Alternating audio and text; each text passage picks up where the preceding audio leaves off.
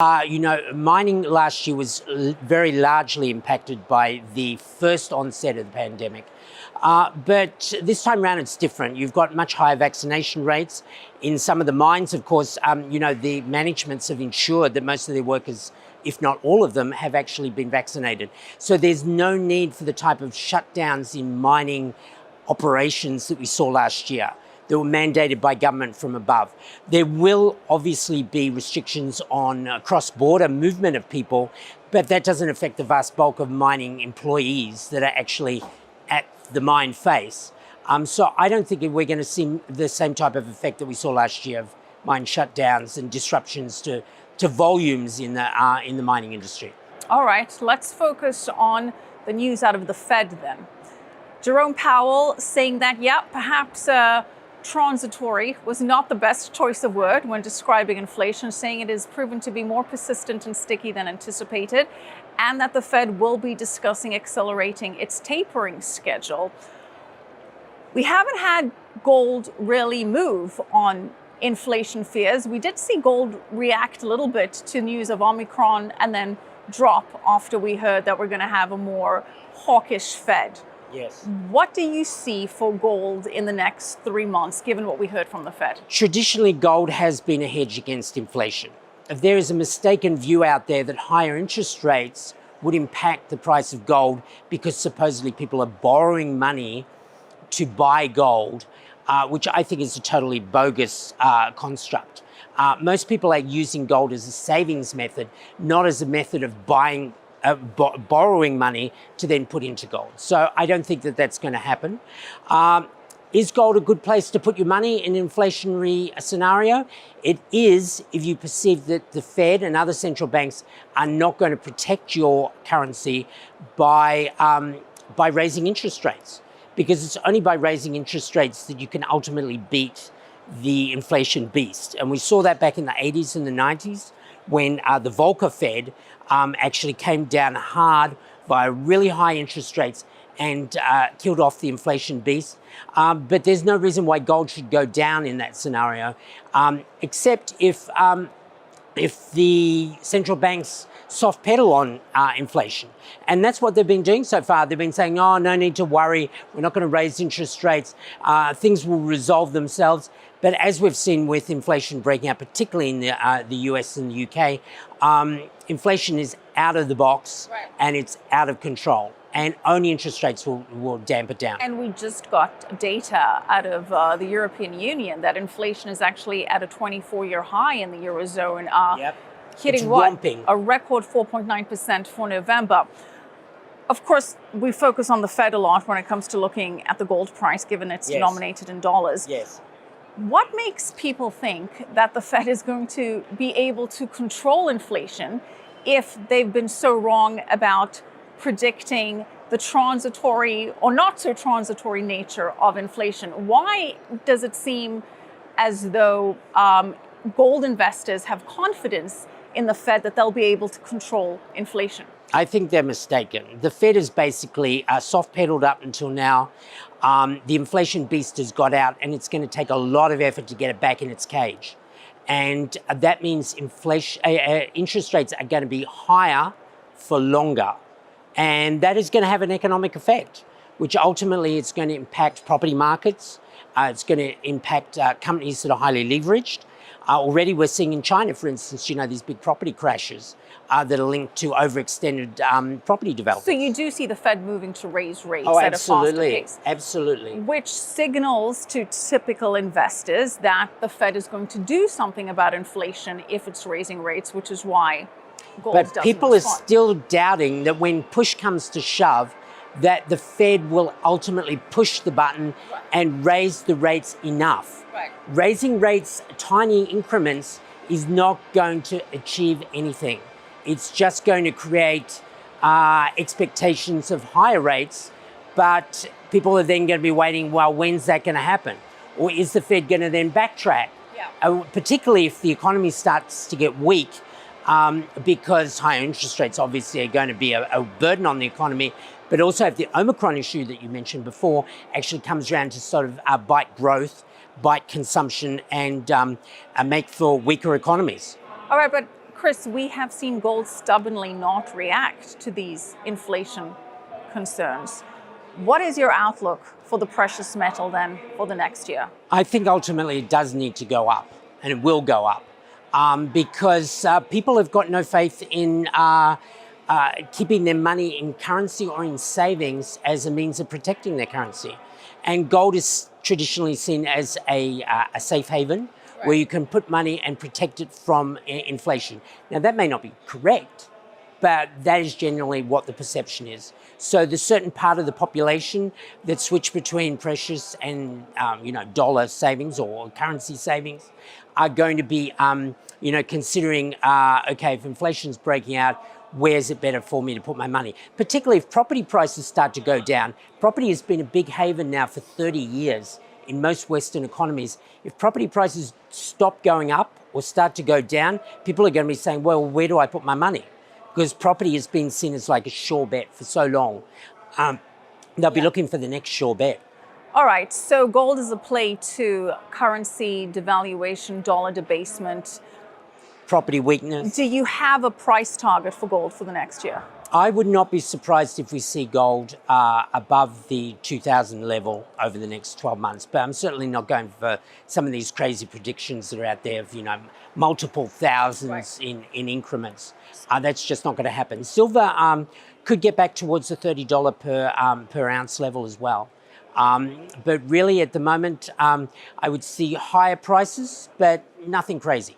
All right, so 1 year outlook for gold, 2,000.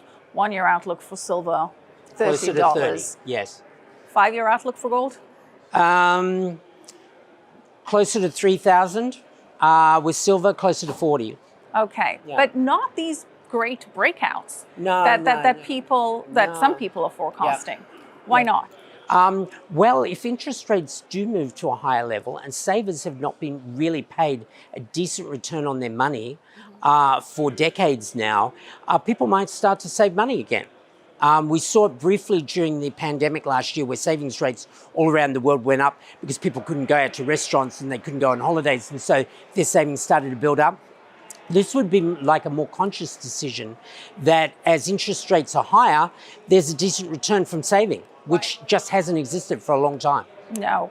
Let's talk about silver, though, because silver has been stubborn in that it's not only not reacting to inflation and currency devaluation concerns, but it also hasn't rallied as many people would expect it to on this clean energy movement, yes, on electric vehicles, yeah, on the decarbonization, yes, trend. Yes. Why not? Well, silver production's going up.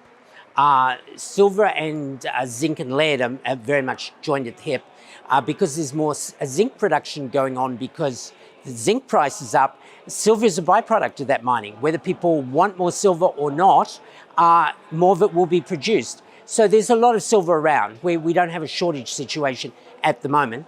So that's the main reason why it's not going up. And of course, people also see silver as a poor man's gold. So if you have enough money to buy gold, why do you bother with silver?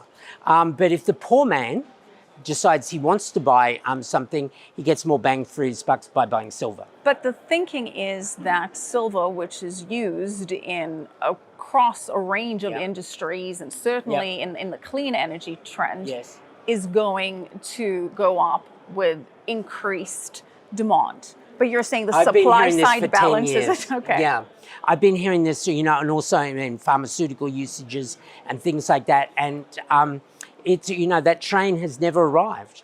We've been waiting for it for a very long time. And you don't see it arriving despite the bigger trend to decarbonize? It needs to be a really enormous uplift in the demand for silver for industrial purposes to actually overcome the fact that people at home have a lot of silver. The price ticks up. People rummage out their old jewelry and other stuff that they've got around the house that's silver and sell it back into the market. There is an enormous amount of latent silver supply out there that people have in their drawers at home. All right, and that explains your muted outlook for silver. You said Definitely for now, but $30 is still great. I mean, the price at the moment is only like 23, so you know, that's a much bigger uplift I'm seeing in silver than in gold, for instance. So not tremendous excitement in terms of price moves in silver and gold. Where do you see a major uptrend? All the focus at the moment is in technology and specialty metals. The EV revolution thing, rightly or wrongly, is driving a lot of investors towards battery metals, whether they be lithium. Isn't silver used in electric vehicles? Wouldn't it stand to reason? Not really, no. No, silver has some usages in solar panels, for instance, but electric vehicles, minimal. So it's not going to be driven by that. Okay, but what is going to be driven by that? Tell us about the specialty metals that you see really rallying. The thing is that the EV revolution is going to require enormous extra amounts of lithium, other battery metals, because lithium is not the only combination out there. You know, people are talking about, you know, move to hydrogen, so you would actually just sort of leapfrog all over the lithium and then maybe leave lithium behind. But I don't really think that that's going to happen. I mean, they'll both coexist. And then you've got rare earths, which aren't rare, but they suffer from Chinese control and domination. They control, what, 90% of the world's rare earth supply? At the moment, yeah, of the mine supply, yes. But that's changing. The West is gradually clawing back percentage points, but when I say percentage points, that's all I'm talking about. You know, it's not tens of percentage points. We're going to need a much bigger surge of production in the West to rebalance away from China dependency in rare earths. But for the moment, the Chinese are sort of playing ball. You know, they were very aggressive 10 years ago, cutting off the Japanese, for instance, from supplies. They're not doing that at the moment. And they're not pushing the prices up too high either, because they saw once before that when they pushed the prices too high in 2010, 11, that they actually killed off demand. So you're bullish on lithium. What else in the specialty metal sector? Antimony, tin, tantalum, all these minerals that are used in, minerals and metals that are used in all sorts of technological, you know, we've had this big semiconductor crisis in recent times. You know, you've got cobalt, you've got samarium, you've got tin. Tin is the solder that holds all the chips together. And tin has tripled over the last year or so. Last year. It has been the best performing major metal. It's gone from what, 13,000 to 39,000? 39,000 a ton. It's mind-blowing. So does tin still have room to run then? If it goes up too high, there will be replacement. So it's sort of reached a level which is great. I mean, anyone moving into the tin space now is minting money. But you don't need tin any higher than this. Because with most metals, even with this battery metal phenomenon, if the metals get too expensive, then they price themselves out. And people start looking for alternatives, if there's an alternative. So if you've missed out on the tin bull run, do you see another opportunity for a metal, precious, specialty base or otherwise that still has a rally ahead? The dilemma is that virtually everything is run. The thing that I would say has not run, even though it's been showing signs of life, is uranium. I've sort of coined this term that yellow cake is the new green, and so uranium now is being seen both by its traditional investment fans, but also by some environmentalists as being a zero carbon source of energy via nuclear energy. So this is a total revelation, because traditionally only really the left in France or in Russia have been supportive of uranium. If we start to see the left side of politics in many other countries seeing uranium as a solution, because as we've seen in recent times, you know, solar and wind, you know, can make up a big component of new energy, but just not sufficient. Yeah, nuclear energy has been gaining broader acceptance with the narrative of decarbonization and anti-fossil fuel. Yeah. But uranium has had a 9-year high already this year. hitting an atrocious base. Yes. I mean, it was flatlining for a very long time. So when a patient's been flatlining for 9 years and suddenly, its eyelids flicker, that means there's life there. But compared to the levels that uranium reached in the first decade of this century, $137 per pound back in 2007. Yeah, exactly. We're still under $30 in the spot price. So it's really got it's really got a long way potentially to go. We don't need to see it back at $135. But if it starts to move up above $40, we will start to see investors, mining investors particularly, actually starting to reactivate mines. It hit a high this year of around $51 per pound. Yeah, but the uranium price consists of two things. There's the spot price, where virtually no transactions are done. It's only someone who's desperate for a small amount of uranium to, fill some supply need. Virtually all the uranium is sold on contract between the big utilities and the uranium companies. The spot market is almost an irrelevance. And so people focusing on that too much might end up sort of like fooling themselves that the spot price is actually the relevant price, because it's not. So uranium is the commodity you are most excited about at the moment? Yes. What's the one that hasn't moved? Whether you like it or loathe it, it's the one that seemingly has the most upside. What about copper? There was a lot of buzz earlier this year that copper is the new gold. Certainly in terms of we can expect a stronger rally in copper to continue. Yeah, well, a lot of people are linking copper to the battery revolution as well, and the EV revolution, which is true. But copper tends to move up in sort of like step motions rather than just soaring. And it moved up a lot last year, and it's now very much stabilized and just sort of like drifting along. It would really need a major supply crisis, a specific supply crisis, for it to make another leg up at this point. All right, so Chris, you have been a leading strategist in the sector for several decades now. Yeah. What would you say is your best investment advice for Kitco viewers? Where should they be looking at allocating some funds to, capitalizing on the trends that you're seeing? Well, definitely uranium looks attractive. Silver, I think, for a move from low 20s to high 20s is actually proportionally a pretty big move. And probably a bigger move than you'll see most of these base metals at the moment. So, poor old silver doesn't look that exciting, but, I think it is. You have to watch out, particularly if you're looking for stocks, that in the lithium and the rare earth space, just because it's got lithium in the name or rare earths in the name, whether they're actually ever going to get to production. Because if they won't get to production, they're not going to be bought up by anyone.